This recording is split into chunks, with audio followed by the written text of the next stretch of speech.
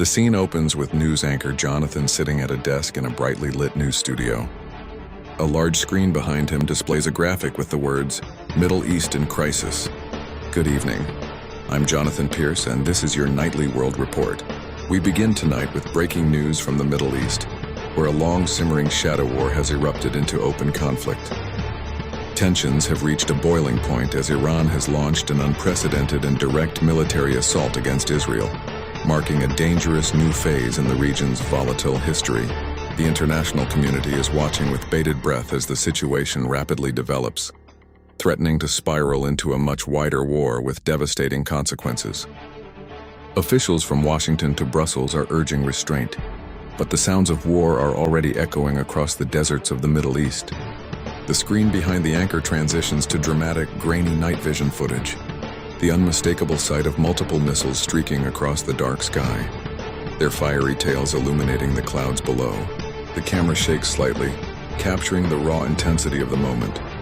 The assault began just hours after sunset, a coordinated barrage involving what intelligence sources are describing as a mix of ballistic missiles and long-range attack drones. This footage, verified by our sources on the ground, shows the initial wave of projectiles launched from multiple sites within Iranian territory. It represents the first-ever direct military strike on Israel from Iran, a significant and perilous escalation that shatters decades of undeclared, proxy-based conflict.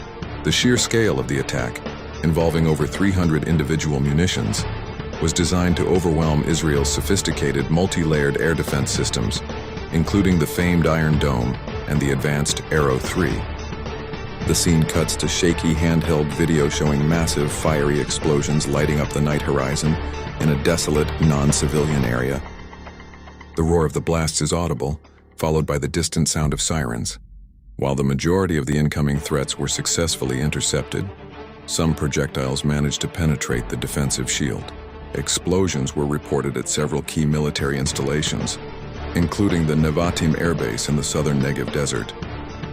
Israeli Defense Forces officials have confirmed that the base sustained minor damage to its infrastructure, but remains fully operational. The primary targets appear to have been strategic military assets, a clear signal of intent to inflict tangible damage on Israel's military capabilities rather than civilian centers. Emergency services were immediately dispatched to the affected areas, and military personnel have been placed on the highest level of alert across the country. The scene shifts to daytime footage from an airbase.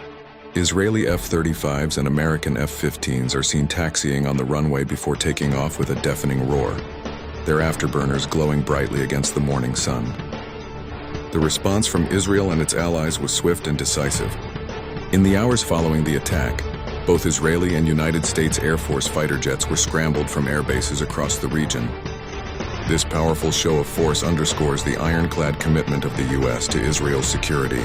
Squadrons of advanced stealth fighters and strike aircraft took to the skies, their mission clear: to defend against any further attacks and to prepare for a potential retaliatory strike.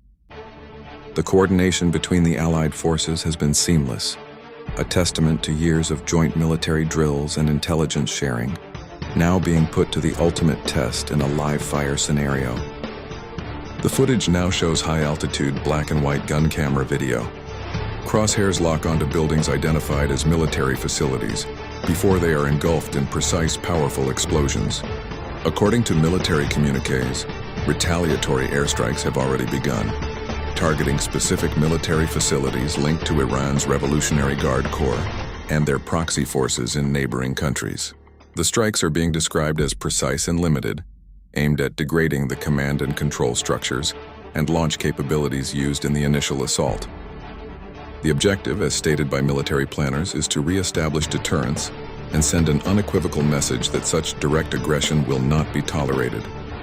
Each target was carefully selected based on real-time intelligence to minimize collateral damage and avoid further escalating the conflict into an all-out regional war. The scene returns to the news studio with Jonathan Pierce at his desk. The screen behind him now shows a map of the Middle East with hotspots highlighted. And so, as another uncertain night falls upon the Middle East, the region stands on a knife's edge. The direct confrontation between Iran and Israel has redrawn the strategic map, pulling the United States and other global powers deeper into the crisis. Diplomatic channels are working feverishly behind the scenes to de-escalate the situation, but the military calculus remains incredibly tense. The world now waits to see if the cycle of attack and retaliation can be broken, or if this is merely the opening salvo in a conflict that could engulf the entire region. We will continue to monitor the situation closely and bring you the latest updates as they happen. For now, that's the World Report.